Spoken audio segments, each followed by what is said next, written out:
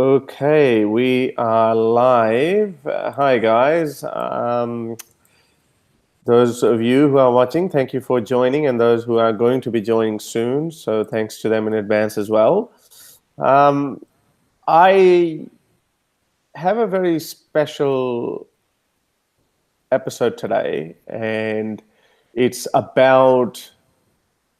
I thought about a lot of ex-Muslims in the Western country talk a lot about Islam, but we don't really get many voices from ex-Muslims within Islam. And by within Islam, I mean they're living in Muslim countries. And even I can be very disconnected with reality that what these people have to go through. So I made a post a couple of days ago about being reached out by a couple of ex-Muslims. One was a Bengali and one was my fellow Pakistani. And both of their stories touched me a great deal. And I felt really helpless. And I felt a little bit of what we call a survivor's guilt, that I am living, a great life. I've said it before, I've got no problem. Everything is going great in my life. But someone in my country of birth who probably looks like me, who feels exactly the same way as me, who likes the same Bollywood culture or the Pakistani culture, but there's one thing that is different about them, that is their not blind obedience to Islam. And how has that impacted their lives? Now, I didn't pay any personal price for that matter. As I said, I became an atheist when I was already in Australia. By that point, I was living an independent life, and there was no violent repercussions for me. But I know that happens in Muslim countries. So I thought maybe we should listen to their stories a little bit more, and maybe we should actually see.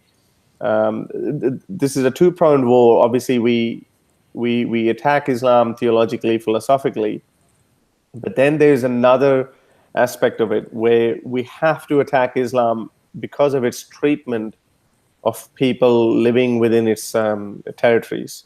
Now, that is what I'm going to try to do today. And I was reached out by this young man. I have seen him. He's young and smart and well-spoken. And as I said, like I can relate myself to him. That if I just had not been given an Australian visa back in 2003, I might have been in the same situation as him. And that would have been a very depressing situation. So he's still on the run. So you're going to hear the story. We didn't get to decide what we're going to call him, but I think I suggested him a name, Spartacus, which is my favorite hero from antiquity. Those of you who don't know, Spartacus was a Roman gladiator, and then he rebelled against the Republic of Rome, and he almost freed a lot of slaves. And I often wonder what would have happened if Spartacus had won the war against the Romans. Would we have gotten rid of slavery some 2,000 years ago? I mean, even before Jesus and Muhammad showed up. So anyway, poor Spartacus lost the war, and he was killed, and his followers were crucified along the Via Appia, which is a road that leads to Rome. But let's hope that our modern day Spartacus doesn't lose this war and doesn't get killed. Fingers crossed. So I'm gonna introduce you. Well, I already have, I guess. So Spartacus, welcome to the show. How are you?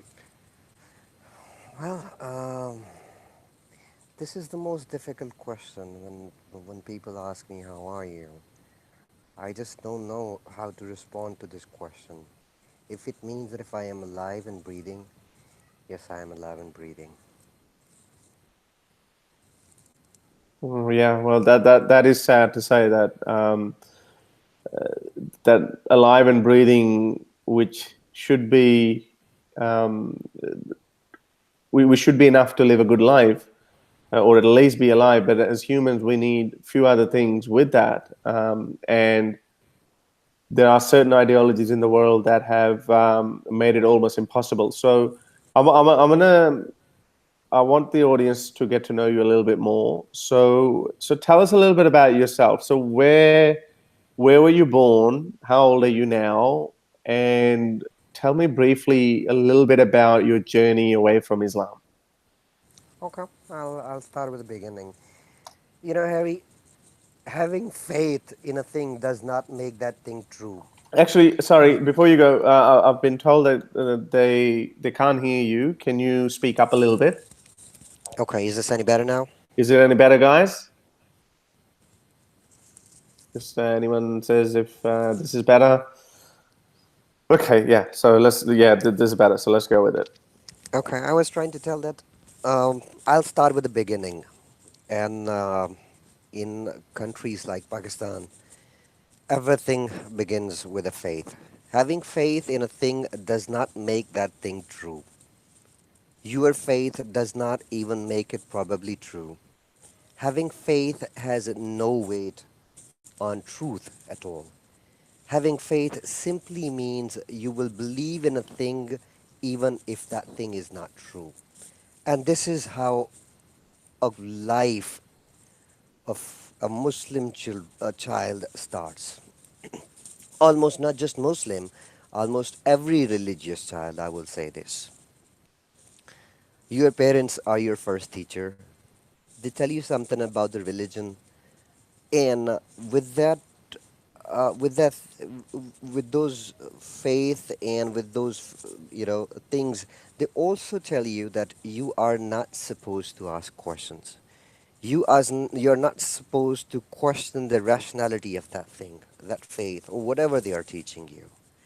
This was not my nature.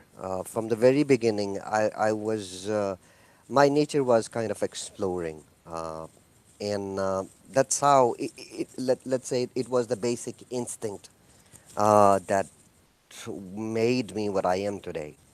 I come from a very small village. Very small village. Unfortunately, I will not disclose the exact location, as you know why. And that village is in one of the very backward districts in Pakistan. I was, of course, raised as a Muslim, but around the age of 18, 19, or in early 20s, I started having problem accepting religious teaching, particularly, and Muhammad as a role model. Uh, I had a friend. He was my childhood friend. We Be- were. Before you go, I so when you started learning, when you started questioning Islam, how did you start questioning it? I mean, were you reading books in the libraries, or which I would imagine there wouldn't be any anti-Islamic books in Pakistani library. So how were you reading that when you were 18, 19, and 20? I started reading Quran with the translation. So that's how you started, basically. Yeah. That was my start. That was my start because Quran is in Arabic language. My language is Urdu or Punjabi. And I told you that my nature is kind of exploring. I like to learn things. I like to know things. I like to read. I like to understand. I'm not one of those who will follow everything blindly. I don't follow anything blindly. Even the uh, I mean, in every part of my life, in every aspect of my life, there is not a single thing which I've, followed without questioning. That's the kind of nature I had. That's the kind of nature that I have. So when I started reading Quran with the translation, I found out that there are too many contradictions. There are too many lies. Uh, that was the start. So I was, having problem accepting this. I wanted to know what's the truth. Why are there are so many contradictions in this holy book? This was supposed to be. I mean, this is a divine book written by the Almighty. That's what they say, right? Hmm. If and it was supposed to be perfect in every aspect, in every mean, but it wasn't. So, I mean, when you feel yourself in such a situation, you actually the first person you talk is either your parents or your close friends. My parents are illiterate. I mean, they never received even a formal education. They never went to school. I'm telling you, you must be very familiar how life is in backward villages, in backward districts Yeah, of Pakistan. which makes me wonder again. Like, I mean, last time I spoke with you, you're very well spoken and articulate, and even now, someone picked that up very quickly that you are from a backward district, which you have told me, and yeah, it is pretty backward. But so tell me a little bit about why your English is so good, and what you told me last time that you've only had metric level education, which is Well, I up to was. year 10. You disclosed this. I was actually trying to disclose this, the education thing myself. I Sorry. was about to Okay. tell my, viewers that, Okay. Sorry. My bad. yeah, Okay. Well, all right. not only, You go for it. yeah, you know, let me tell you how things and how education goes in those backward districts. I am 31-year old, Okay. 31-year old, and during my days, uh, in government schools, we start learning ABC from the sixth class. From So from sixth year class. six. Okay. Yeah, from sixth class, from year six. Uh, Whereas I started learning English from the second or third class. When I was in sixth class, I was able to properly read English. During this journey, I watched a lot of English movies, particularly Hollywood. I read a lot of English newspaper, TV shows. So it helped. So It worked the devil of the West was really honing in from a very early age from early in age. you. You can say so. Right. Okay. Okay. So you started reading. So you read the Quran. Now, what was the next step after that? Because a lot of times when you actually read the Quran, it doesn't really make sense. And some of the problematic verses, I remember when I first read it, I just kind of went over them. It's like, oh, okay, maybe I don't understand what it means. So I'll just go to the next verse. And then it can go into other spiritual aspects which are not really that which seemingly harmful. So how what triggered that? Okay, well, for example, if you would have read those, all the terrible verses against Jews and Christians and amputating their hands and legs from opposite ends, etc. So I'm assuming these are the kind of verses that were troubling you. Well, there are just too many. If I will start, talking about those verses, this call is gonna take almost through 2 3 hours. To name a Okay. few, let me tell you, I mean, eh, in Quran, I'm giving you an example. In Quran, let's talk about God. Let's talk about Allah. In one verse, Allah says that if I make a rule, I don't change it. He made a rule that Allah will forgive those who seek pardon. Okay. For the viewers, I can provide you the reference. It's Surah 4, ayat number 110. And Yeah, 4 in another verse, yeah, in another verse, Surah 39, ayat 153. In those verses, in these two verses, Allah says that I will forgive those who seek pardons. Now, continue reading Quran. Continue reading the same Surah 4. In ayat 48, he denies. He already denies. No, there are some things and some people that he will never forgive.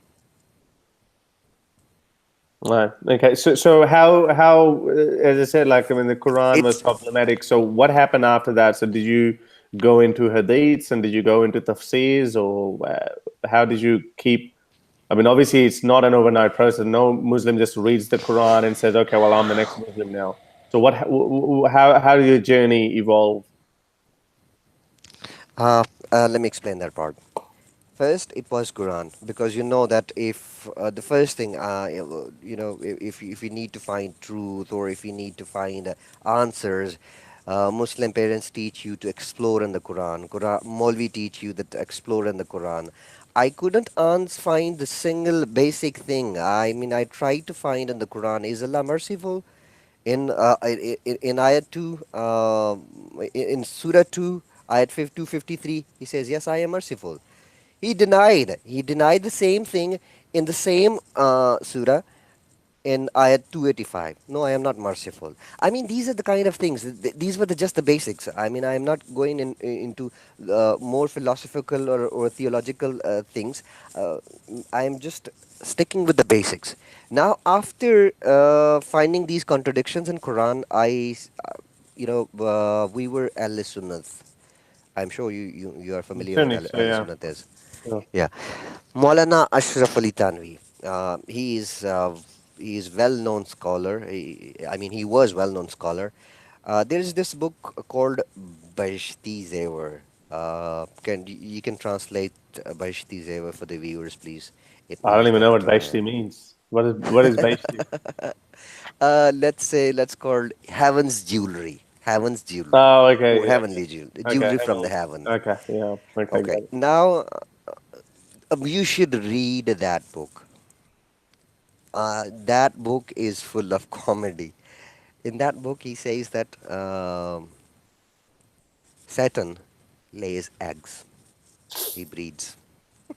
He's a reptile. Yeah. Okay. Now imagine that person, the person I am talking about, Ashraf Ali Thanvi. He is followed by millions in Pakistan as well as in India too.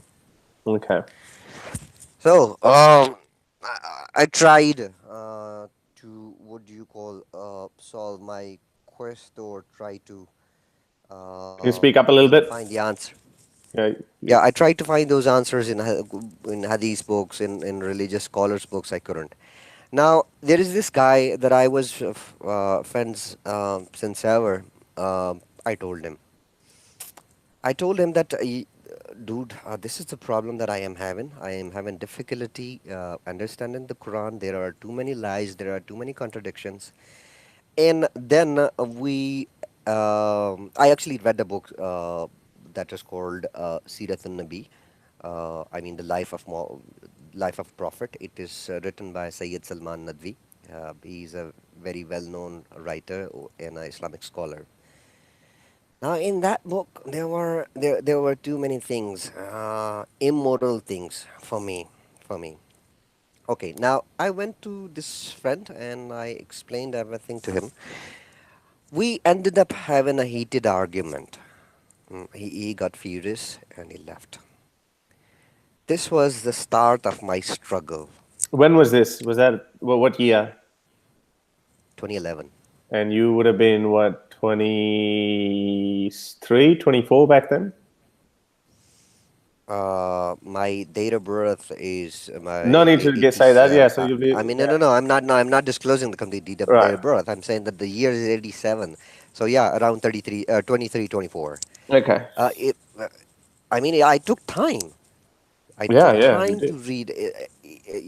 Religion is. It doesn't matter if I will talk about Pakistan because my experience is in Pakistan. It doesn't matter if someone is a practicing Muslim or not, but religion plays a very important part in everybody's life here. That's correct. Even if a non-practicing Muslim, there are few things, there are few rules, there are few regulations. He will give up everything for those rules and for those regulations. But for Yeah. me, it was difficult. It was difficult, and particularly for a person who is coming from a very backward area, and with the background of a very religious family, it wasn't easy. I knew that if this thing will get wider attention in my family or friends, this can get me killed right away. No question asked. Nobody will know. So, but at the end of the day, when your religion, when your faith is so important, you try to make sure that yes, you are standing on a right and true grounds. I was trying to make sure if my religion is true. I wasn't, coming to the existing of, God. I was trying to find out that if Islam is true or not. Now, after that heated argument, that night, I was going to, let's what do you call? I will call it the barn. We Hmm. were living, 2-3 kilometers away from the village, and during my way, there were sugarcane fields. Feels, yeah. Ah, there was a trap right there. They were waiting for me. So this They is wanted. after they had. This is after you had just After once the asked the questions. Yes, I So, was known. I was known in my friends and family that I started asking questions. There was this Maulvi who informed my family, to whom I went and I asked few questions. This was my friend, childhood friend. I was actually not going to. I was not elaborating all these things because I don't want my viewers to feel bored about this conversation. So I was trying to stick with the main details. yeah, yeah, no, no, that's Uh, fine. So if yeah, as a listener, I would ask you any question that comes to my mind. Sure, sure, So sure, just to sure. make sure. And So I yeah, will, I will, you I will can welcome keep going. questions if there are any questions from the listeners as well. I will welcome those too. Yeah. So how was your family reacting to it when the Molvis and your other friends were telling them that your son is asking blasphemous questions? What's wrong with him? What was the immediate reaction of your mother and father? तेरा दिमाग खराब हो गया. So you've gone crazy. So apart Yes. from that, so were they just verbally abusive, or they were actually physically abusive as well? Well, for the start, they had a session. They had a chat session with me, and the main focus was, since our parents. This is what they said. My forefathers were following Islam, their Yeah, I love that one. forefathers were following Islam, and you are supposed to follow Islam. That's the way of life here, and that's the way of life you will follow. If you will try to cross that line, you will be the one who will be responsible for the consequences. Yeah, that's the common That's what narrative. Yeah, that's the that common. was the narrative they built in front of me And so, during. what were you saying? Were you still saying, "Well, I'm sorry, I can't believe this. It doesn't make any sense to me. I can't bullshit with myself." Basically, is that what your reaction was? My reaction was just one line. Which is, My religion supposed to be the one true religion, and I will find out what religion is the true religion. Be it Islam, be it Christianity, be it Judaism, or even Buddhism.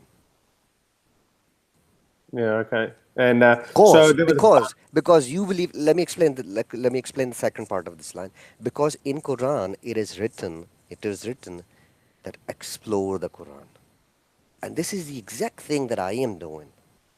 I am exploring the Quran. Are you asking me not to explore the Quran? If you are asking me not to explore the Quran, you are actually disobeying the Quran. Because Quran itself says that. Explore it. This was the point when my father said, "Tu pagal ho gaya. You have gone crazy." And I left. Do you think your parents were also a little bit worried about the fact that if you leave Islam, or if you even pose questions that may be seen as blasphemous, your family was more worried about bringing dishonor to the family? That look at his son, he's a kafir, or look at him. Like, I mean, so something that my father has to live with quite regularly, but he's a modern man, and so am I. So we don't really, it doesn't really bother us that much, because I mean, obviously living in Australia helps. But in your case, that could have been a problem as well, I or assume that you left. Sorry to cut you off, Harris. I assume that you left Pakistan in 2 or 3. Pakistan has been changed ever since. Now, I am sure you will agree, and listeners will agree as well, that after religion, the second thing that matters for every household in Pakistan is something called honor. It doesn't matter if that honor is based on superstitions, if that honor is based on fake things, fake beliefs. Honor is the second most important thing in every household in Pakistan after religion. So, of course, they were more concerned that people will start, cursing my family. People will start cursing my parents.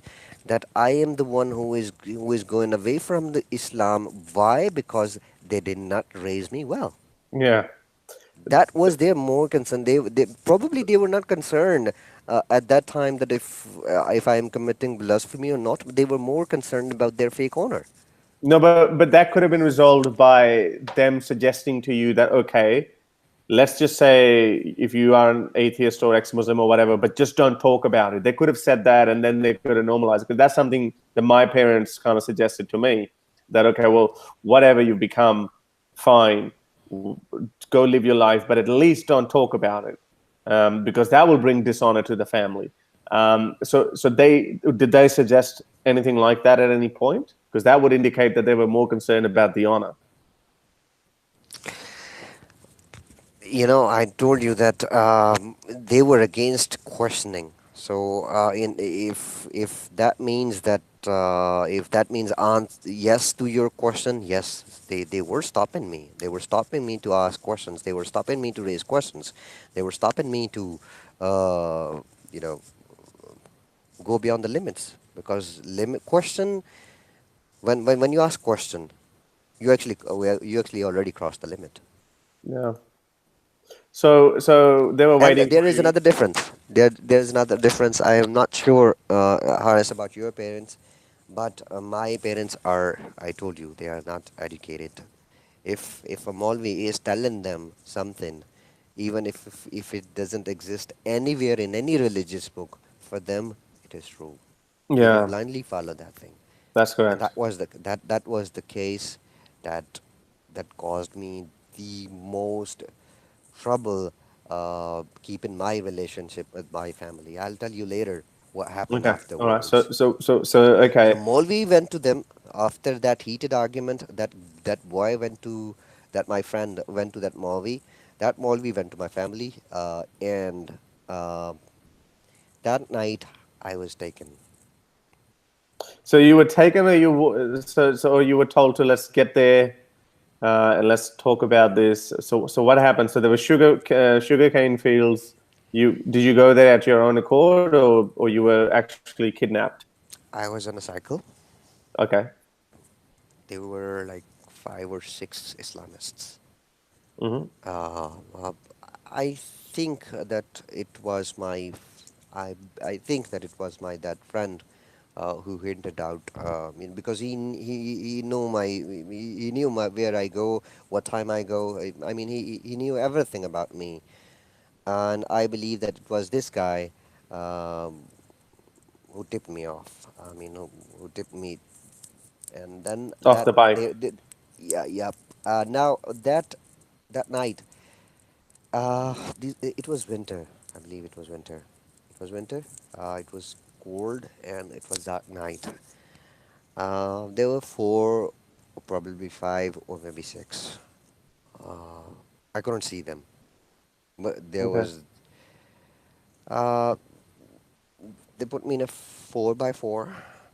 It Okay. was a In van. the SUV, yeah. Yes. What do you call? It SUV, yeah, was like a, like a like yeah. a like a Jeep or something, yeah. Okay.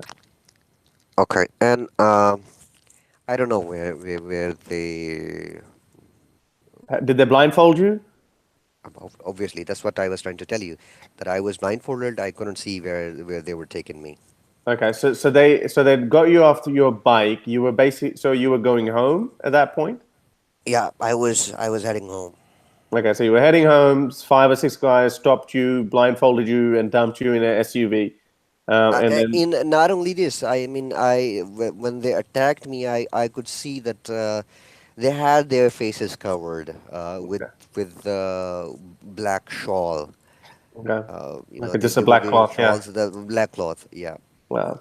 And they I mean, So, it took so them these holy seconds men. to So shove these, to so it basically, took them seconds to shove me in that van. And it was this deserted house. This house was abandoned where they took me, because um, it was a horrible experience. okay, so they put you in there, and then they took you to this deserted house. Had they said anything along the way? No, not a single word. Did you say anything? Were you screaming or kicking or? I was everything. I mean, it's surviving is in human natures. Yeah, Calling for help is in human nature. I was screaming like a baby. right. And obviously that would have been an awfully terrifying experience. So then, okay, now you take into a deserted house. What happens then? Then they put a black hood type of thing over my face, and demanded that I should repent. I should say tawbah. And then I said that Weren't you already blindfolded at this point? when I was blindfolded when I was in that van, that in that vehicle. Yeah. Okay. After taking me off from that vehicle, they removed that blindfold and took me to that. I mean, I was in front yard when they removed that cloth, Okay. that cloth, and that there was this hood that they Okay. Okay. they All right. used to. You know, Yeah. They just put a kind of like a plastic bag, but not plastic, kind of made of cloth. But anyway. it was made of cloth. It was black. It was black type of cloth. That Okay. it could be blue. I couldn't see it. Okay. So they put that on you, and then they took you inside the house. Then what happened? They said, "Say Tawbah," and I said, "For what?" You They were still said, defying them. "Yeah, absolutely." Wow. That's Then they told me that this is what you did, this is what you asked question, and this is what you asked question, and I was repeatedly asking them that you are very concerned about your religion to be true. If I am the one who is wrong, what's the point of beating me? Just answer my questions, leave me alone, and I am not the one who is wrong here. You guys are, so because you tried you to guys are the so one you tried who is to imposing. so you tried to have a I read theological. I remember I read a verse from the Quran. I told them that when I told them that you guys are wrong, I read a verse. That verse is in third para, I believe. That states La ikraha fi din. There is no imposing Compulsion, or something like that. Yeah, compulsion yeah, in religion. Yeah. yeah. Why are you imposing your thoughts on me? Just answer the questions that I am asking, and So you had leave. so you were starting to have a theological, philosophical discussion with your abductees. That's very brave of you. I told you, for everybody, for every person in Pakistan, religion, faith is the first important thing. So you were really Uh, passionate about that too at that point. Absolutely, I was. Yeah. Then, uh, the first slap, after the first slap, why I received that first slap? Because I said that, okay, just forget about the Quran, forget about everything. I'll find the answers by myself. Okay. Was it Muhammad a pedophile? Okay. Just explain this one thing, So and I will basically, say Tawbah. so you basically question about Muhammad's marrying a 9-year-old girl. 9 year, marrying a minor, Yeah. 9 year old girl. Just explain this part. Try to, I mean, defend as much as you can. Convince me on this thing. There were too many other things too. I mean, the God says, In that Yeah, in that we're aware of that. Right now, we're just talking about your actual experience. So you were having these discussions with them. What happened then? So when did they actually? when I refused to repent, they started beating me like dogs. I mean, this is the part that I don't like to actually talk about. Did you Yeah, see the pictures? yeah, I saw your pictures. We'll. I'll show it to the viewers too. I'll show it to the viewers too. S- Okay. Now, beating, beating, Was your kicking, friend there slapping. at that point? No, no, no, no, no, no, So no, he's the one who no. ratted you out. He wasn't there. These were few Islamists I know, and all of them, you know, they were very. What do you call?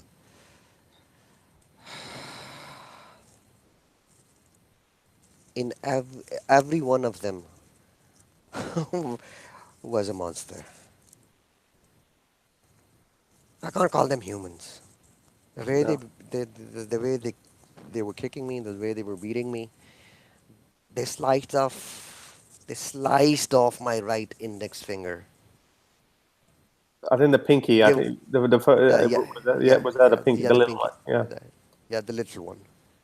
And if you see that finger now, let me show you. Just one moment.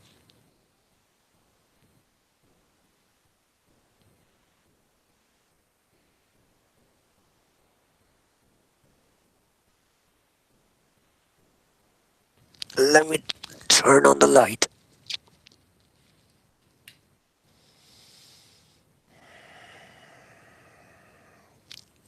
Can you see Yeah. it? Yeah. Seems like yeah. There's I can't tell much, but yeah, it obviously doesn't look like a normal pinky. There's a little bit of it looks like there's a ball in there or something. So Yeah. what's that? They sliced this. The meat of this part was gone. How did It's it come still back? visible. Has it come back? Regrew. I got it stitched.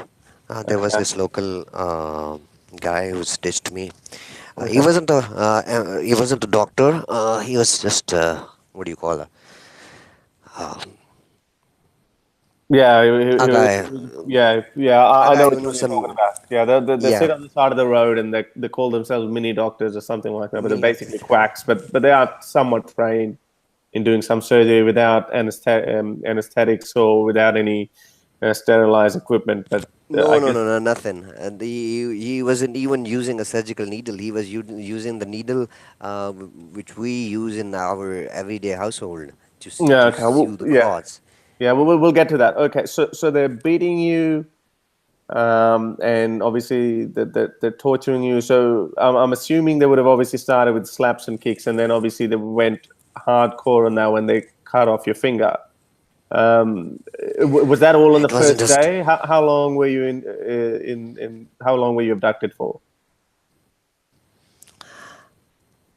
Uh, as far as the hours are concerned, I can't tell you, but it was just one night. It was So just okay, one night. it was one Now, night. let me tell you, it wasn't just these the slice. They had these cigarettes Yeah. from my legs to my arms to my hands, and it's been more than 7 years, and my body is still filled with those scars. They were trying to write toba, toba, repent, on my arm with the cigarette. They planned that we will write one alphabet in one day until you repent. Okay, So- now let me just 1 second.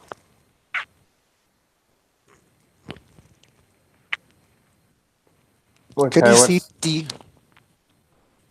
yeah? It's very it's not clear. Yeah, yeah. I can see it. Yes, yes. I can see It's it. T. And then these are the burn scars. Unfortunately, the light over here is not good. No, no. So I can see. I'll send you all the pictures, and we can actually go on a video call So, with a better light. No, that's okay. Then No, I'll show you. that's fine. So they were, so now they were using the cigarette butts to make this scar on your left arm. Is it? I'm assuming it's the left arm.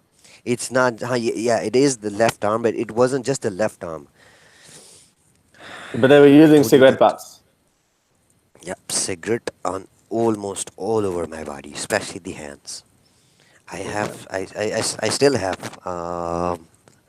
too many scars. Some of them are faded with the passage of time, and there are some on my legs too. So I mean, they were had they? some sort of training to torture someone. They had some sort of training to torture someone.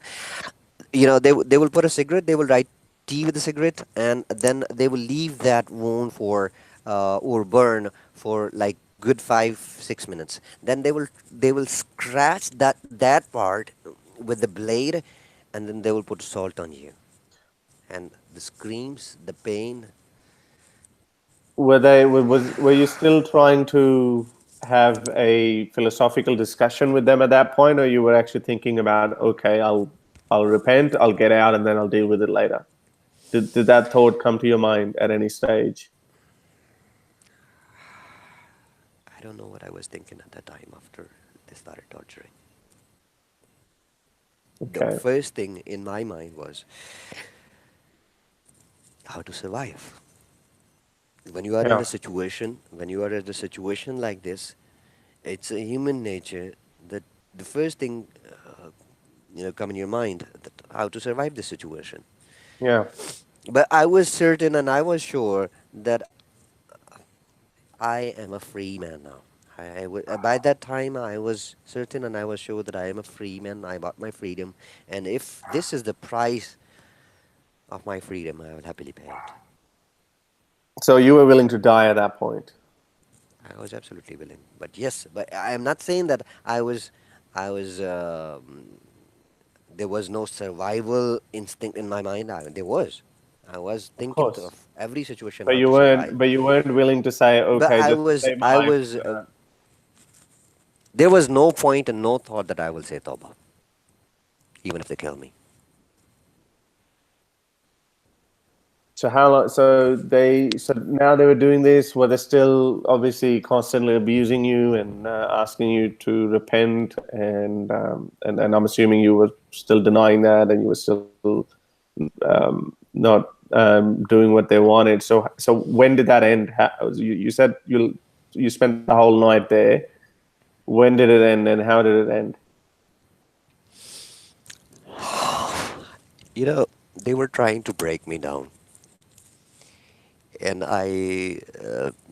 just a while ago I told you that I think that they were properly trained in torturing someone.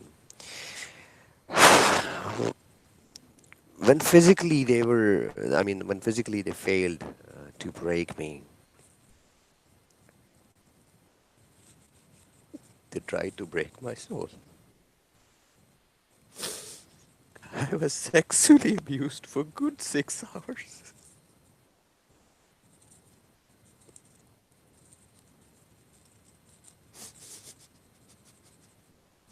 Take your time.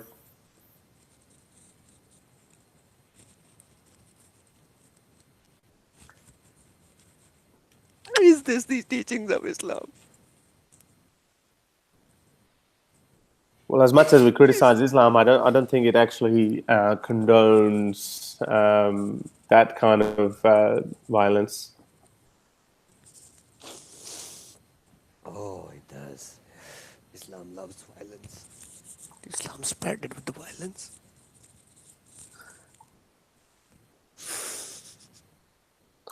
Okay.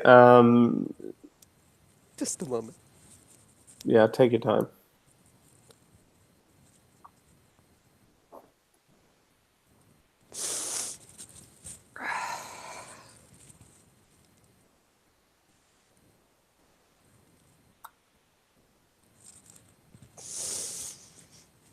Okay.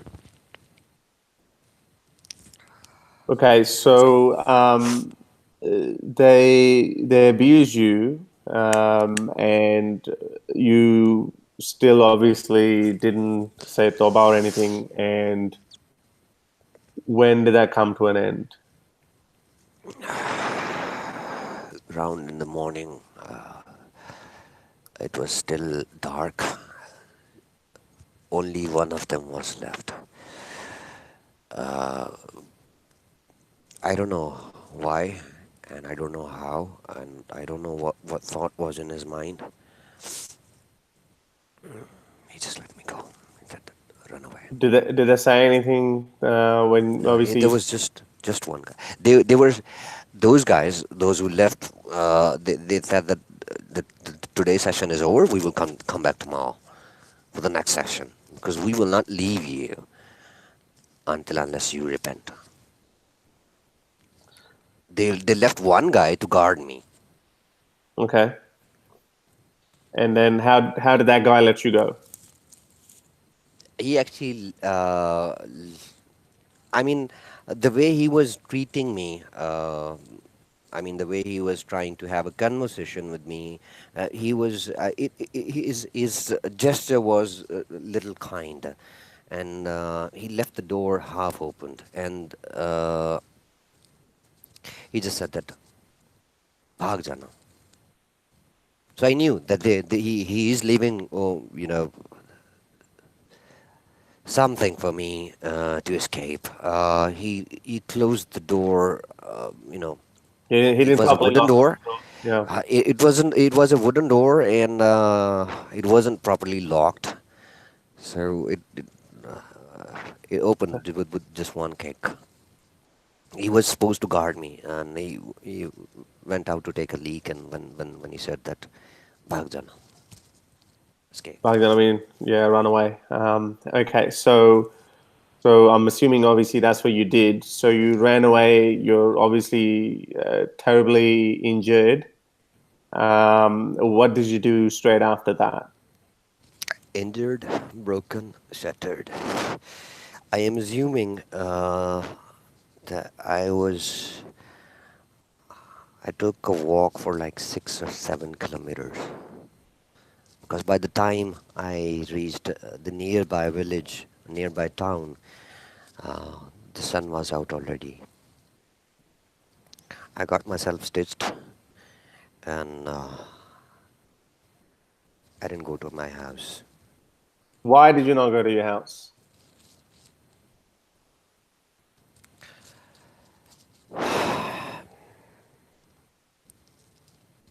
There were many things. There were many things in my mind for not going my house. One, I was doubting that all this doing are happening with the consent of my family. I was doubting this because What made you what think that? there was this guy I could recognize his voice. Still, I am not sure. That Okay. guy knows my father. That guy knows me. That guy knows my family. I couldn't see his face, but if you are listening somebody almost every day, you can recognize his voice. Uh, I think it was him, and I think it was pre-planned, which was later confirmed that I was right. All that happened with the consent of my family.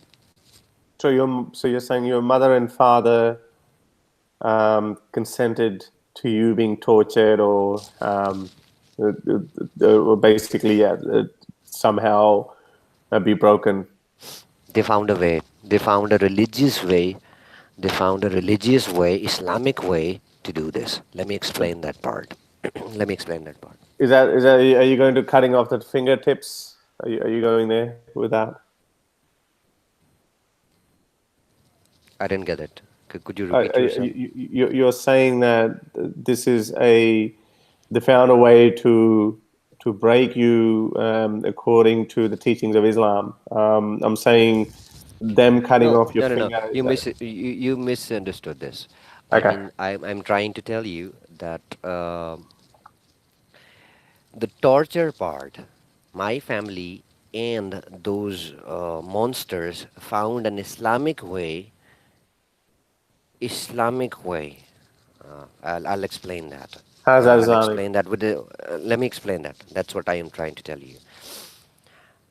You must, if you are an ex-Muslim, you read an hadith or that ask your when your kid is 7, ask him to offer prayers. Mm, If he is 10 and if he's not offering prayers, yeah, force him, yeah.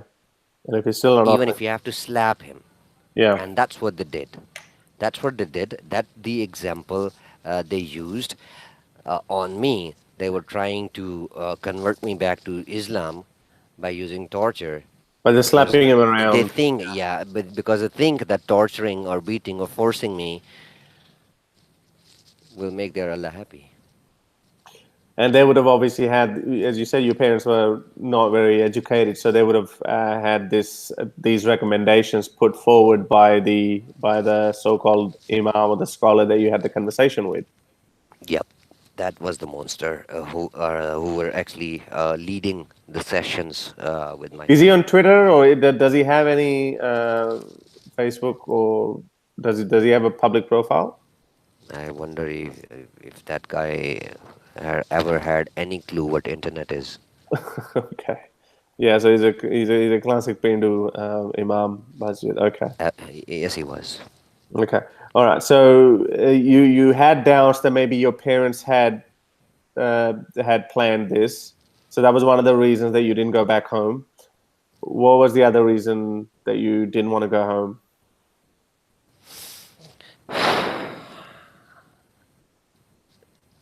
My mom. Yeah. What about it? I was in a, I wasn't in a better shape to go in front of her. Okay. So I Just thought that because I will. you were injured and your clothes were Yeah. probably ripped and all that, so you didn't want to face your mother, or you didn't want your mother to see you that way. Yep. Absolutely. Okay. So where did you go after that? Um, I didn't go to Slim. Salim is your friend. Yeah. There's a lot of noise in your phone. I think these are your headphones. Yeah. Well, unfortunately, these are not the expensive ones. That's okay. And also, yeah, your voice goes up and down. So just try to keep it very close to you and as consistently as possible. So Okay. so did you go? You didn't go home. So where did you go after that? There was another mutual friend. Um, uh, he he wasn't very close, but I knew that if I will go to him in this shape, he will definitely help me. I asked him that I had a brawl with over something. I will not tell you why, how that happened. I just need some money. I just need some money. So he handed me like 7,500 Pak rupees. You can convert that in dollars. It wasn't much money, but it wasn't. It was sufficient for me to travel. Yeah, it's close to $100. I think it would be, well, now it'd be $750 in today's terms. So, but it'll be worth probably close to $100 back then, I'm assuming. Okay, so go. So he gave you some money. Where did you go after that? To a bigger city. Did you go? Did you go to the doctor or anything at that point? Obviously, after going to the doctor, I decided to leave the city, leave the town, leave my village, leave everything behind because I know that if I will stay anymore, they are gonna kill me. My life is Your in danger. so your so so did you find out that your parents or anyone from the family was trying to look for you, or you don't know? Till that time, by that time, I was getting my first the first thing in my mind was to get myself in a safer location, and then I will try to contact back and I'll try to find out what exactly happened, how exactly happened, and I'll tell you in a later part that I mean how I found out. It was actually my I contacted my sister. She told me that they had a discussion and all that happened with the consent of my family. Your sister contacted you. How did she contact you, and when did she contact you? How long after the incident? After 7 or 8 days, When I reached the city, I had I contacted her via email, I believe. Uh, I emailed her that this has happened, and she said that I know that this had happened to you. And I asked her how. She said that she explained everything. Okay. Now, so which city did you go to after this? When you got some money from your friend, which city did you go to? Karachi. Okay, I you went reached to. Karachi. How long did you stay in Karachi then? It's fair bit away. So did you catch a train or something? Yeah, That would have taken a big chunk out of you. I went to Karachi via Lahore. First, I came to Lahore. From Lahore, I bought a ticket, and then I went to Karachi. So did you stay in Lahore for any period of time? Mm, Just a couple of days, maybe. Okay. So in Karachi, you went to Karachi. What did you do there? The first thing you did there, once you reached there, you obviously have got a very limited amount of money. What were your plan to? I'm assuming at still that by that point, your body still would have been hurting very bad, um, because of all the burns, especially, and obviously your fingers still would have been hurt. So, The what? friend who, the friend who gave me some money, he told me that he knew few people in Karachi, and I'll be safe with them. But since they are not very close relative, in such bad shape, they will not keep me for many days. But it will buy me some time to find a proper location or try to get myself So your relatives urgent. could they not have told your Not family? my relatives, not Okay. my Oh, relatives, sorry. Okay. his relatives, Okay. his relatives. Uh, so I stayed with them for like 4 or 5 days. There was this website. Uh, During my travel, I was sending my resume to different companies.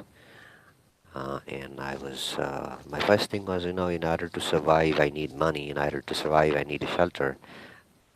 So I needed a job. I was lucky. I found one. They were not paying me much, but it was sufficient to keep me going. What type of job did you get? What was it? This is where my English worked. Call center. All right. Yes. Okay.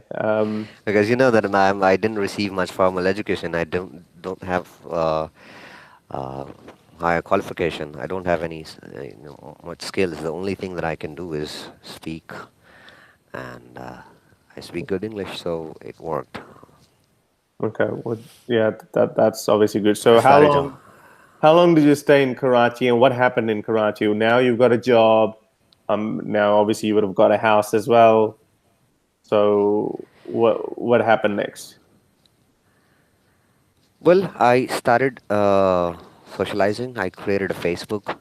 I created few pages, and I started communicating with like-minded people.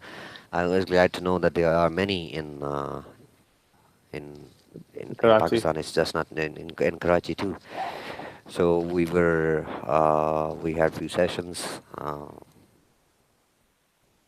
I So will not disclose the name. I will not disclose the name, of the page. but no, I will tell you about the page, but I'll not disclose the name of the person. Of course not. Or Yeah. So what was it? What was the he, page, and how much attention did that page get? there was this page called, in English you will call it the cobbler, the mochi. All There right. was this page. There was this page that called Basa, Bhansa, yeah, I the think that bull, was very famous. I kind of knew about the that bull. page, Bhansa. There was this page that the name of the page was in Urdu called Shaitan, and Now you were there were setting there that were up in different. 2012, 2013. Is that right? It wasn't just me who was Yeah, yeah. I setting that up. mean, Don't yeah, get you were yourself obviously confused. working. You We were found, a group of people. yeah. We were a group of people who were doing this. So that was in Um, 2012, 13. Is that roughly the time? you can say so. Okay. 2013, probably mid 13 or at the end of 13. Okay, Okay. those of you who don't know, Pansai is one of the very popular pages. It wasn't really that popular. The amount of popularity for some reason it got is quite weird to me because there are few clowns in mainstream Pakistani media who think that they are all knowing and all intelligent. And one of the clown is Oriya Maqbool Jan. Oria Makbul Jan, and the other one is Amir Liaquat, who used to go by Dr. Amir Liaquat, but apparently since his medical degree has been found to be a fraud, so he's just an Amir Liaquat. So this kind of guy, he became famous for being by a show called Alim Online, which means a scholar online. So he would talk about religious things and he would basically give his tips on, you might have seen those questions, I don't know, some really, really silly questions that I like my um, dog, is that halal or something, or something even more ridiculous than that. I can't think of anything. Um, so these guys somehow gave a lot of attention to these pages, even though they had the following was very small. It was roughly around um, Less than 5K. five, six. Sorry, yeah, 5, 6 thousand. Yeah, so it wasn't. We achieved our peak in at the end of 2016 when our pages, you know, were hitting 5Ks. Five Uh, thousand. Yeah. So yeah, $5,000. yeah. So, but that is, it's not much by Facebook or YouTube By any standards, standards. yes, it wasn't by much. And Okay, now the there's one amount. thing, Harris, I Hang would on, like to add. let me finish this first. So and then and as Spartacus said that it was end of 2016. So at the end of 2016, these so-called mullah celebrities of Pakistan, they brought this into attention, and the whole country There was kind of one ran. another guy you're forgetting. There was one Who? another guy you're forgetting. You are mentioning Oriya Maqbool, you are mentioning Amr Lekat, but you are forgetting that there is another clown at a higher rank. It was basically his doings. What's his name? Justice Justice Shaukat Siddiqui.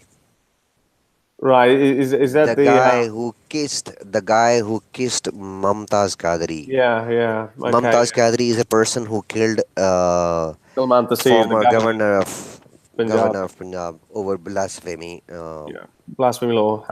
Okay, That so that that Mumtaz was supposed to guard yeah. Salman Taseer. So anyway, so now in 2016, 2017, you started getting this attention out of nowhere, and I think this is when I found out about you guys. I obviously didn't know about you, but I just knew about this page, Pensa, and I kind of used to amuse, but that wasn't my style. That's not how I was going to address the religious issues. But these guys were very, I would say, very aggressively critical of Islam. And but again, under freedom of speech, I would say fair enough, it should be allowed. But again, Not just Islam, not in, just Islam. yeah, We yeah, were it we was were mainly critic. Islam. Basically, we were. You can call us secular bloggers. We were not only criticizing Islam, but we were also criticizing our government institutions as well. Yeah, the army. Apparently, that was another big point that might have gotten you more in trouble because you were actually criticizing the army and the The one establishment. page was actually dedicated. The Mochi page, the Kovler page, was dedicated to criticize or the limelight to bring the wrongdoings of army into the limelight because army is something like a sacred cow in this country. Yeah. Um, the so anyway, so in 2016, again, now by this point you're still in Karachi. Bans has set up, Shaitan is set up, Moti Quabla is set up. What happens then? Now, what happens in 2017, which actually was a turning Le- point in my life as well? During this period, during these 3 years, I became Bessa and I became very close friends. We were very close friends. I mean, there was hardly a topic where we actually disagree. We actually use, I mean, we had lot of things in common. Bessa and I was very close and very good friends. Now, when we started getting attention from media, from courts, from government agencies, under the supervision of that Justice Shaukat, FIA, the government agency, started an operation against atheists. They started picking people. I don't know how they got the information from Facebook or I don't know where. First, they took this guy. Bansa was also taken. They took Bansa from his house, and in his phone book, he had our numbers. The day they took Bansa, the next day I received a call. Um, could you please translate those words for me? They said that Bansa पढ़ लिया, बच्चे कट्टे पढ़ लांगे. So they called everyone and they said, well, we've got the bull, now we're going to get the calves.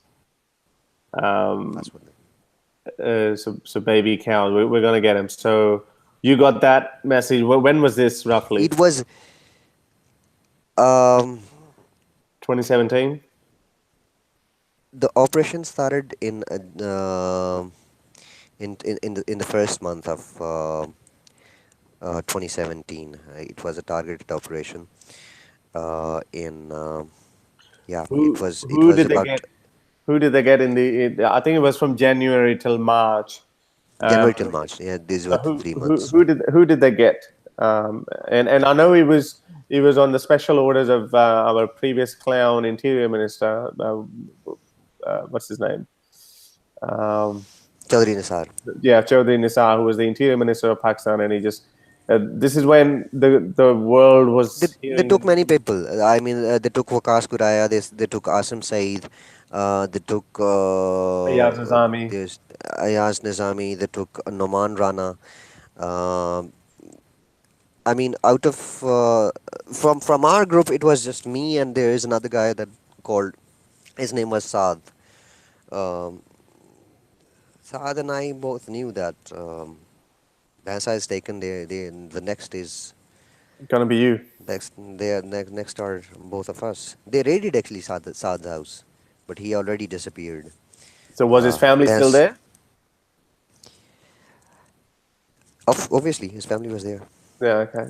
Okay. So he was living with his family. He ran away. So he found out. Now, why did now? I just want to tell people that this is a period in 2017. A lot of things happened in the first 4 months. Obviously, this operation was being carried out, and someone like Ayaz Nizami got arrested, which made the global news, and a lot of people heard about it. On behalf of, I can take the liberty to give my viewers a news. I mean, they will not hear this anywhere from the media. A few days back, Nizami is in a very bad health. His health condition is not good. He had a paralysis attack few days back, and the worst thing is there is no doctor in the jail. They are not allowing any doctor to see him. Is he in solitary confinement? He is, And he's in a and real. they charged him with blasphemy, and I mean he is indicted. Verdict is coming soon. They are Oh, so, they are so going to give him that penalty. has there? Yeah, they do give those death penalties. They hand them out But as you know as Christians hand out their "Come to Messiah" leaflets. But they don't carry them out. But obviously that's no excuse to get them out of jail card. No pun intended, obviously. But uh, he's been in captivity since then. We heard that he was being tortured, and that was when I was Ayaz Nizami's arrest actually made me so angry that I said, "Screw this!" And I think it happened somewhere around in March, if I'm right. Is that yeah, right? February, March? you're right. Yeah, Yeah, you're right. yeah. I think it happened in March, and I think a week later I started my page, and I said, "Well, I'm gonna speak up about it." So that was the impact that Ayaz Nizami had. Now that I know more about it, it's obviously more. Um, I'm just learning every day that how many people there are out there who are actually suffering, and the Yazdan is just one of those guys. Now, and also another thing happened was Mashal Khan, who you all heard about. Was a university student who just asked a question very similar to our Spartacus, who asked Imam a question, and then Imam provoked a mob, which ended up brutally killing him. When his mother tried to touch her son's dead body, when she tried to kiss his hands, she said that every finger, every bone in his hand, all the fingers were broken. And that's how brutally he was killed by the followers of this beautiful religion. Now so this started happening. You got a call, and someone threatened you that we're going to get you. What happened then? Well, they called me and they said that they knew that they knew where I am, and then I received another call. They said that enjoy the days that you have because you are gonna end up, your life is gonna end soon. I knew that they may be recording this call, so I said that why. Then said that you were committing blasphemy and you were spreading sedition. So, uh, and you know how we treat and what we do to the blasphemers. So that was a smartphone, and I knew that they can track my smartphone. The first thing I did, I threw it away, and I deleted all my pages. And I went to stay with a work colleague for a while in the same city, Karachi. And I thought that Karachi may not be safe for me. I moved to a different city. From that city, I went on to live in a desert in southern Punjab. I'm not sure if you were ever in South Punjab or not. In South Punjab, if you just get off the road from any city, any village, um, it's desert everywhere. Yeah, For I 15, 20, 30 days, I'm not sure how many days I lived there. I was living in that desert where there was no human, no animal, only water, and I had a sling. And you know that at the night time, all the birds, I mean the crows and the sparrows and everything, they will sit on a tree. So give a shot, you will hunt one down. I wasn't a hunter, but that's the method I used. so So you that's how were I survived.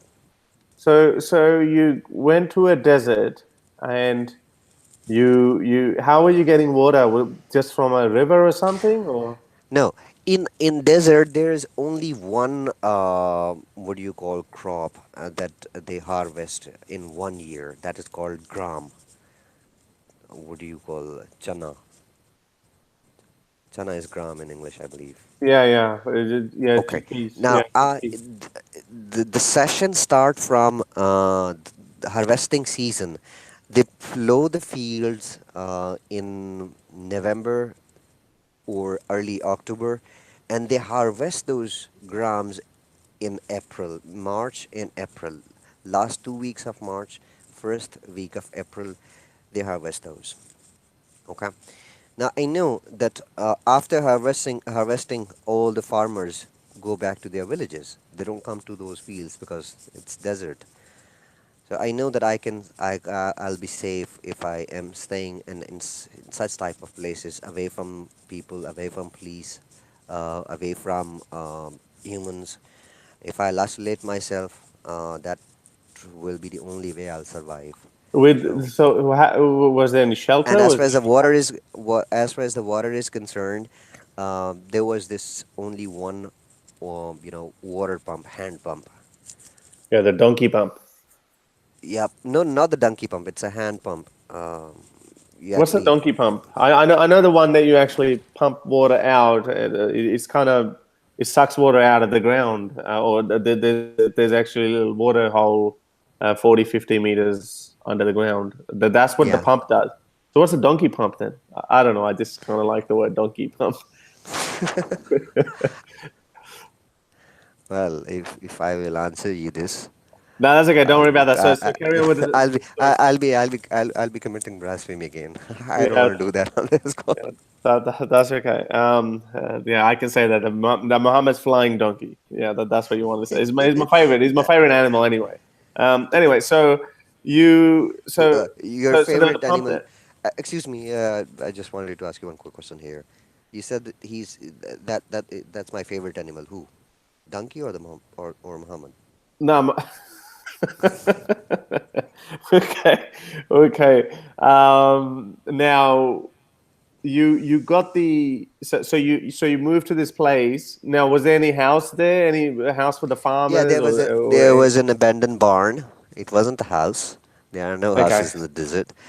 There was yeah, an abandoned barn. those are rooms and stuff. It was good enough for me to lay low and stay there for a while. Sparrows. That's what I was eating. Were you And cooking I them was at drinking least? water. I was cooking. I don't Were you know. barbecuing What do them? you exactly? Were you Absolutely. barbecuing? Absolutely. I just set fire, burn them in that fire, and after getting them little cold, just eat them. Would it fill you up? One little sparrow? Uh, Not just one sparrow. I mean, on one tree there are hundreds of no, sparrows. I know, but at one One time slingshot will, at one will time, get three you or four sparrows. with one slingshot you'll get three sparrows. More than three sometimes. So hang on. So with one throw And you'll the get tree three. is only in desert and in desert the tree, the only tree you will see is I am not sure what's the name Yeah, of whatever that the tree kind in of tree. English. I'm not a They call the horticultural English. scientist. The one is berry. Okay. The other one is keeker. I don't know what do Yeah, I you don't know. call I don't know. keeker in English. I don't know in English either. So I don't even know in Urdu, but And sure. the trees. I mean, it's a good tree. No, You no, can no. find My point is 500, 600. yeah. So my point is that there's so many sparrows there. But my point is, so are you? So you must have become a really good shot for. No, no. Just a blind shot. There are 500, 600 sparrows sitting. All you gotta do is just give a strong push, move, leave the sling, and Yeah, the stone let's will start get there. you two to three sparrow in one shot. Wow. With one shot, you'll get two to three. So are they injured? They obviously wouldn't totally die, so they'll fall on the I, ground and you'll go and grab them. I'll wait for them to die. Some of them are dead. Some of them are injured. I'll just Oh, wait wow. until they are dead. I didn't have knife or anything. I will just skin them with my hands, and then I will cook them. How long? You said 25 days you lived in the desert. No, exactly 25. I can't be sure if these were 15 or 20 days or 25 days. I can't tell you because I had no watch, I had no cell phone, I had no no means to keep a record how many days I lived there. But So it what was good. changed? So what changed that you said, okay, well, this is it. I need to go back into well, I almost said it called Pakistan civilization, but anyway, it is a civilization. Unfortunately, a backward one. So what made you go back into the Just one civilization? question: for how long? For Sorry. how long I will stay here? Yeah. Just one question. Okay. So then I decided that probably the dust is a bit settled. The dust is a bit down. Probably I should give a try. But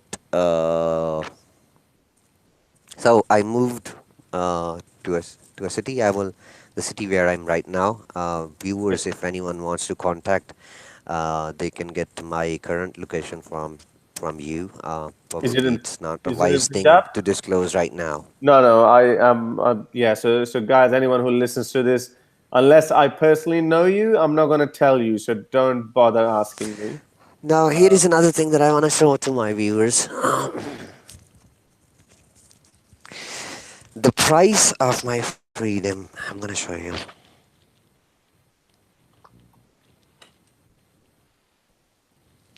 Stay with me.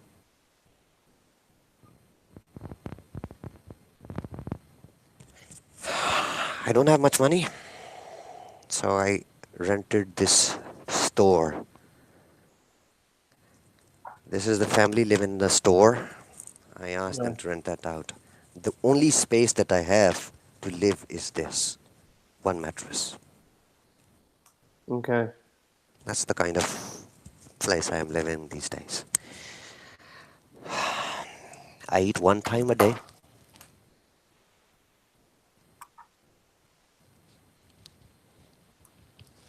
I wrote to many organizations. I can send you Yes, the copy of.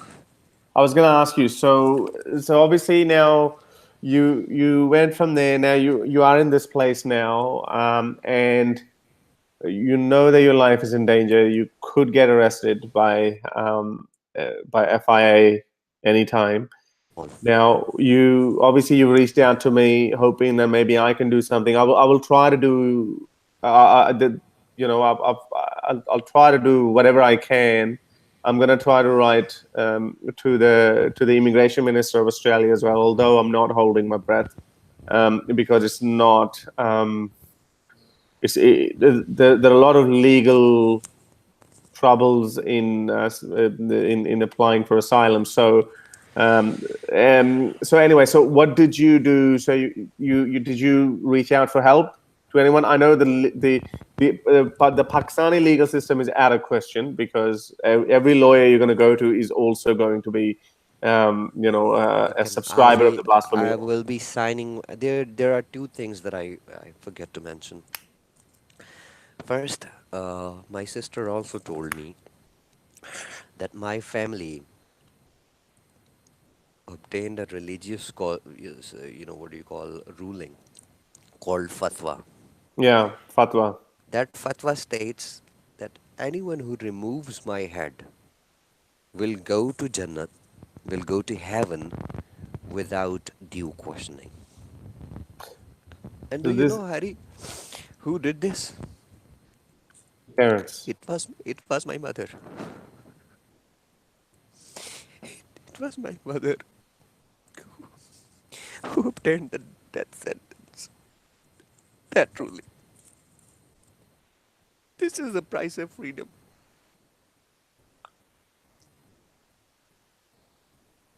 Um, I yeah, am let's just actually breaking because yeah, we can in the we know that.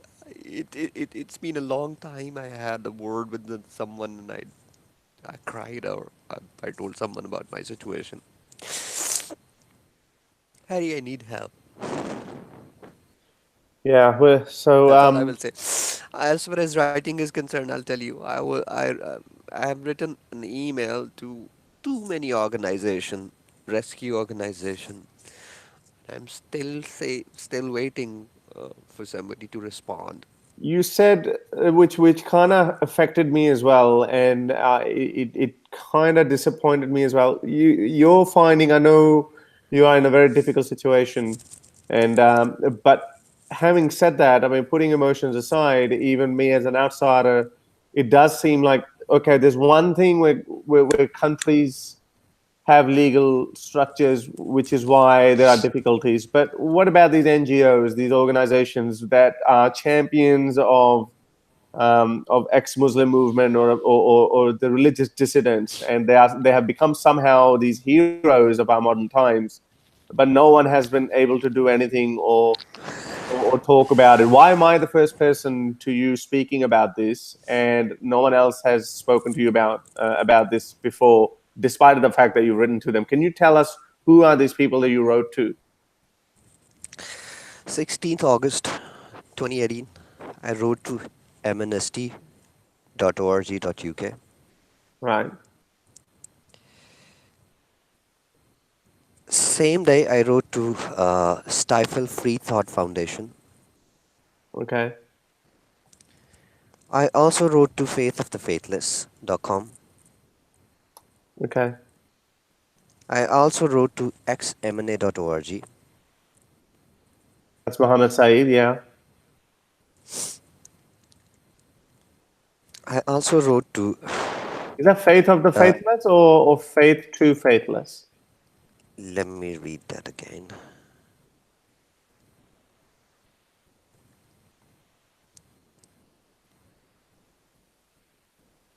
Faith to faithless. Yeah, that's Imtiaz Shams. I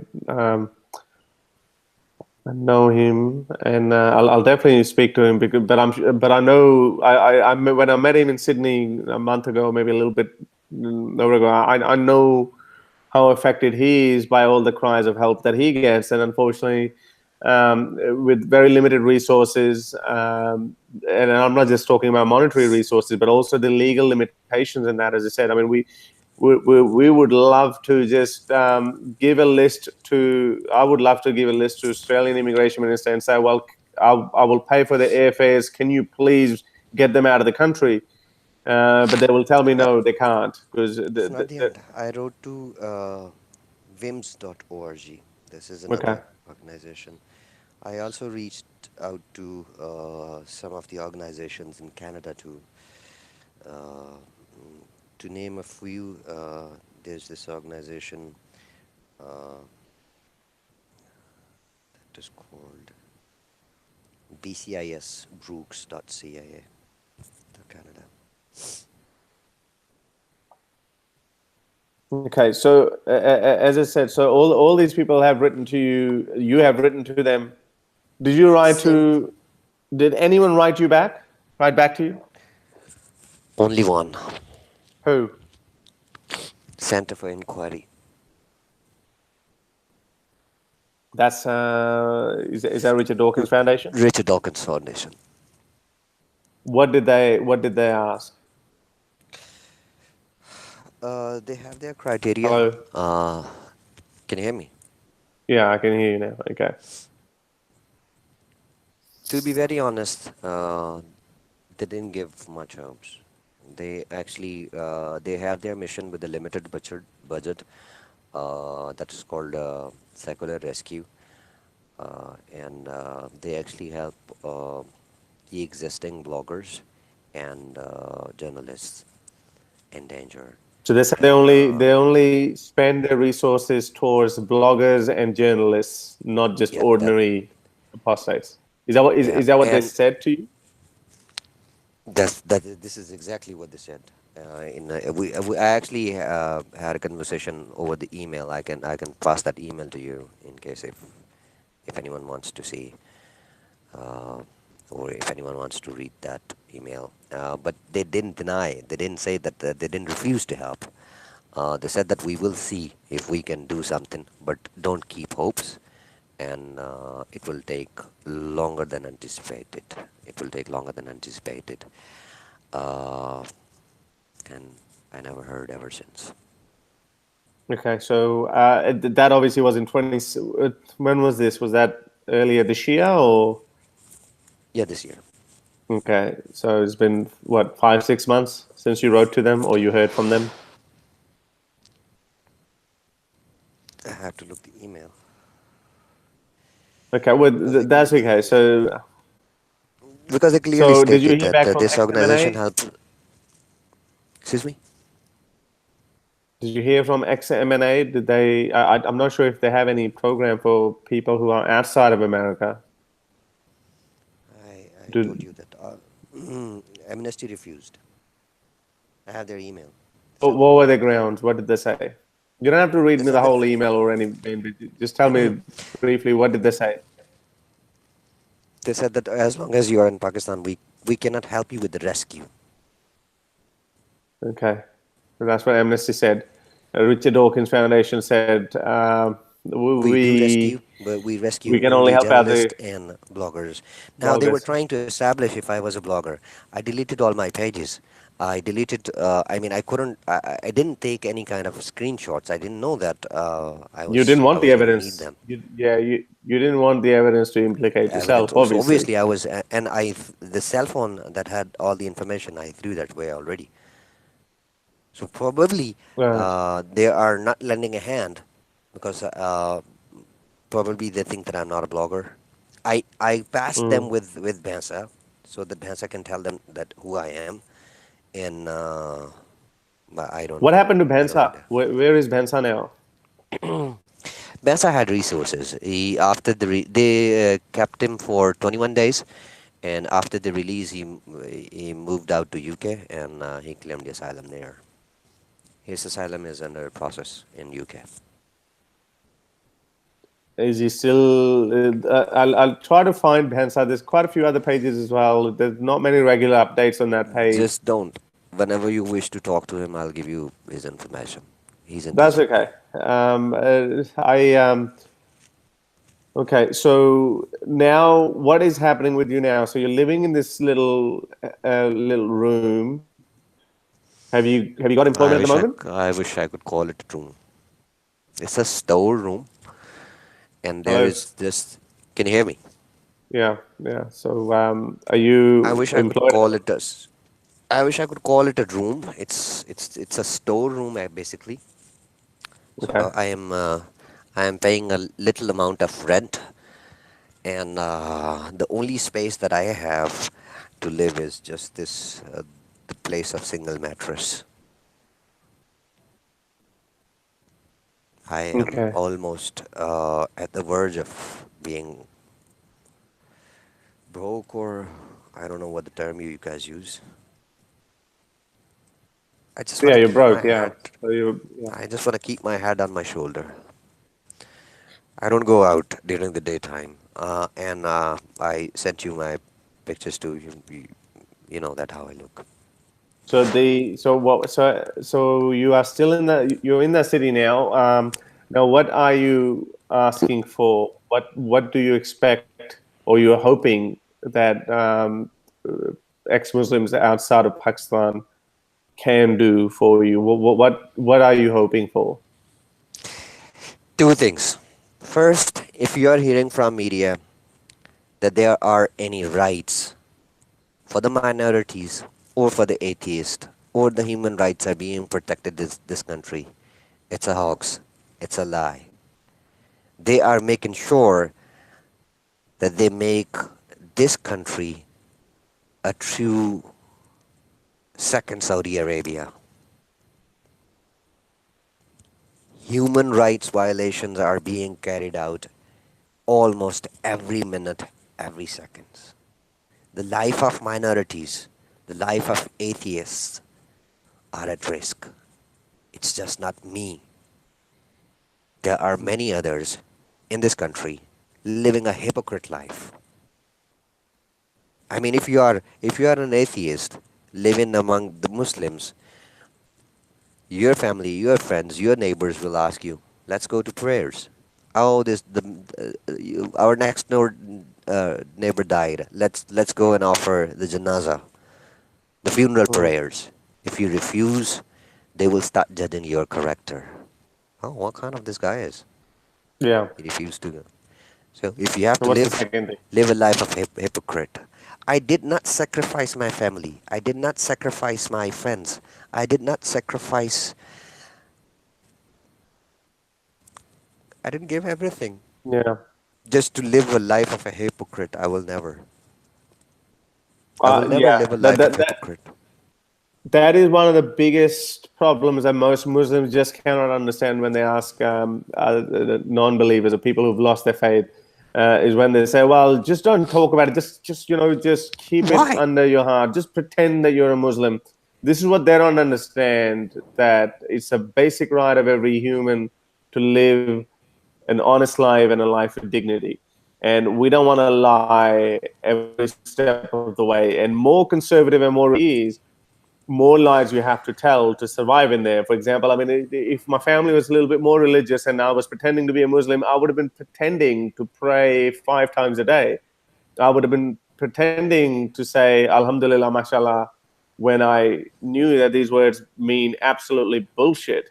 And that's what these people don't understand. And this is why they actually underrate and they try to water down the ex-Muslim movement. Or, well, these are just a bunch of emotional Harris, people, and um, I, and they just don't want to talk about it. They just got some emotional psychological issues, and that's why they're just seeking attention.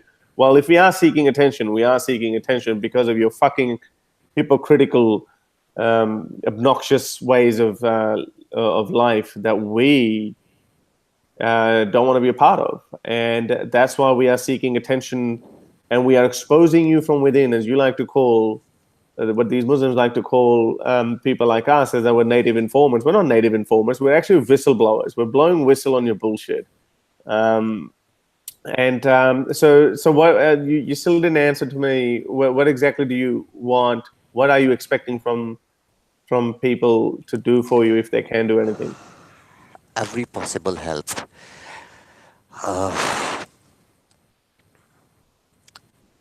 In any means that they can. I am appealing uh, with uh, with the, with this conversation. I am begging ex-Muslim community or the secular community, save me. I can't. It's a very limited time window that I have, because so far I believe that they do not have my name on exit control list. I Yeah. can sneak out. Do you think does the FIA know your full name? Do they know your full name That or that not? was that was the tricky part. On I believe they found my number and name from On Bansa's Pensa's phone, phone. on Bansa's Yeah. phone, and Bansa told me that there was just one name. Your full name was not written. Your first name was written in my phone only. That's a And good when thing. the second guy called, who threatened me, he called me with my first name. Yeah. Okay. So So I am sure that my name is not an exit control list. As far as financial situation is concerned, it's terrible. I have a little That and the reason I I am just one last thing I would like to add.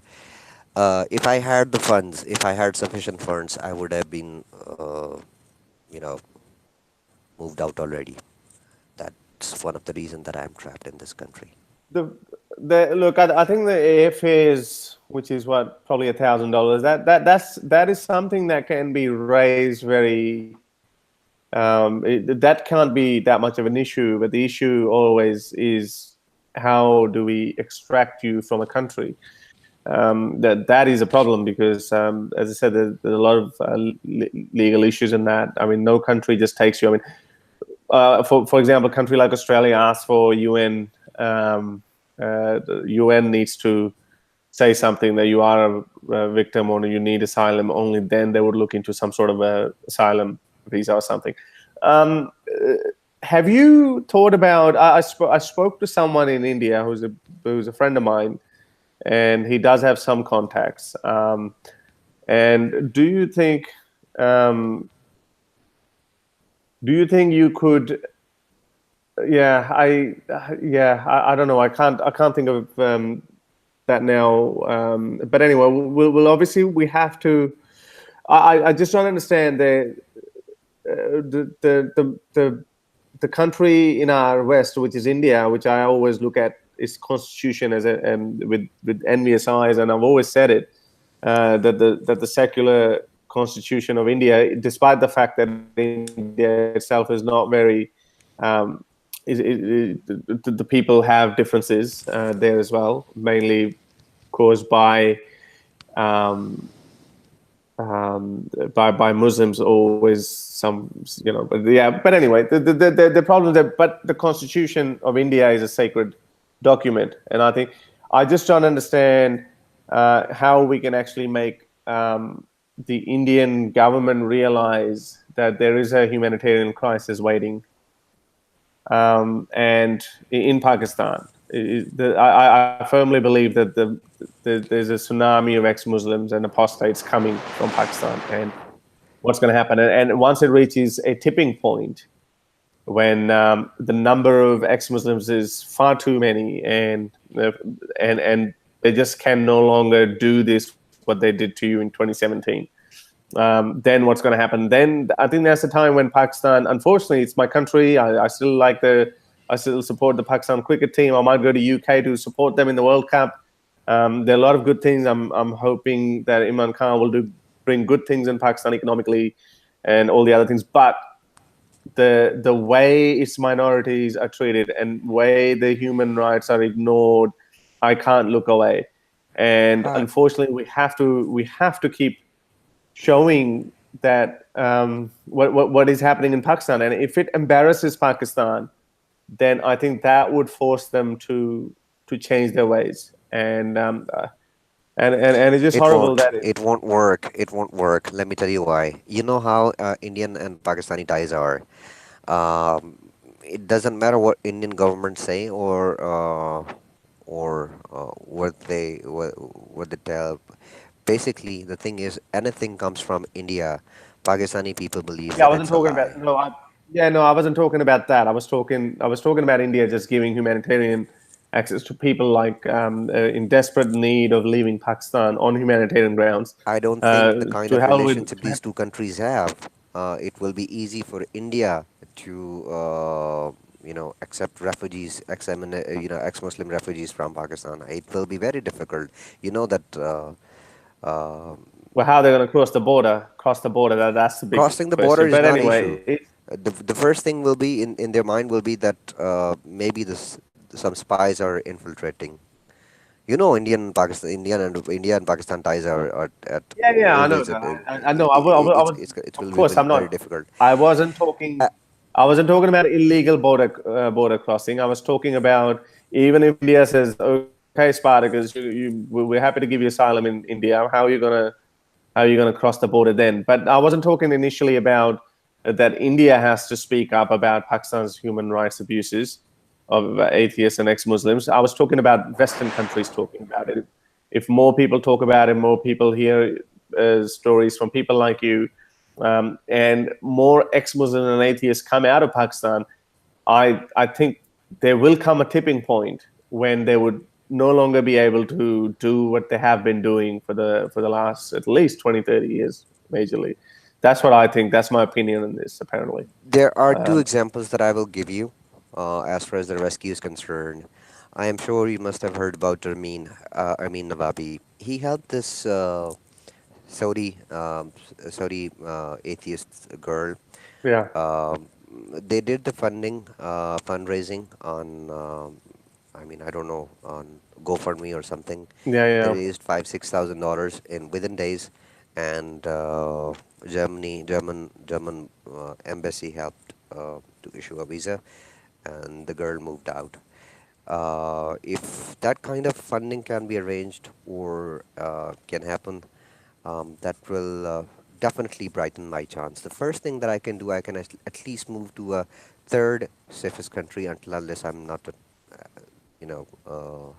a better location, or I Right. can move to Malaysia or Indonesia or Thailand or something like that. But still, that's gonna cost $4,000 or $5,000. Yeah. Well, okay. We can obviously. I can try to do whatever I can to raise funds and maybe, but again, I think the main problem still remains is if you can actually It's leave just not Pakistan and Amir. go. Sorry, It's not just Amir. it's just not what. Can you still hear me? Yeah, I can hear you. Yeah, maybe you were cutting What out. was you saying? No, I was saying that the first point I think we need to know is if there is any hope that you can leave Pakistan and go to some Western country, Oh hell, and then maybe we can raise funds. your Um, voice was breaking up. Sorry. okay. Anyway, look, we can always talk more about it. So basically, I hope those people who listen to this story they might awaken a little human inside them and say that Okay, this could and have happened to anyone. the last thing that I will say, whoever is listening at the moment or whoever will listen, if anybody wants to lend a hand, or if anybody wants to contact, they can get my information from from Harris. They're welcome. Yeah, I need yeah. hands, People. as many hands as I can get. Yeah, well, people, obviously, you can if you have any specific questions, I will try to set up, I don't know, GoFundMe later on. I'll try to get some of my other friends to probably help us out as well. But I still don't know this process, that how an asylum can be applied in any of the Western countries. So if anyone listens to this and who's a lawyer or an immigration lawyer in one of the Western countries, you can please message me. And yeah, we can definitely, we can hope. And that's, tomorrow will be better than yesterday. And there's a lot to learn from you. You obviously been through a lot, but you didn't break. And that's, I think there's a lot of learning for a lot of us from it. And I've often said it, that people like me, I mean, it's easy for me to say from safe country, and I'm just simply talking about it. But you guys are the real heroes who actually are going through it and living it day and night. And I can't even imagine how depressing that life would be. But kudos to you for actually not breaking. And I hope you hang in there. Things do get better, I hope, and we can obviously try to make it even better. I, I have Any lost last message you have? I have lost faith in religion, in God, but I didn't lose faith in humanity. And that is the only reason I'm still hanging in here. That's the last Yeah, well, certainly. thing I can say. There are a lot of good people out there, and I hope one of them is listening. And I know there are a lot of 26 good people listening now. But I hope someone else who Thank you listens to it everyone for your later. And precious time. yeah, thanks everyone. And yeah, if there's anything you guys can do, just contact me on Facebook or Twitter. You can also leave a comment here. I do read some of the comments time to time. And thanks for being with us. And hopefully I'll come back again next time with someone else. And maybe I might even do an Urdu conversation with Spartacus.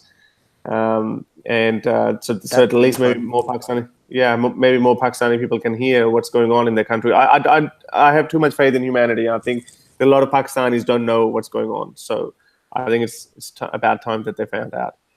Anyway, thanks for joining, and I hope to see you guys again. Until then, bye bye.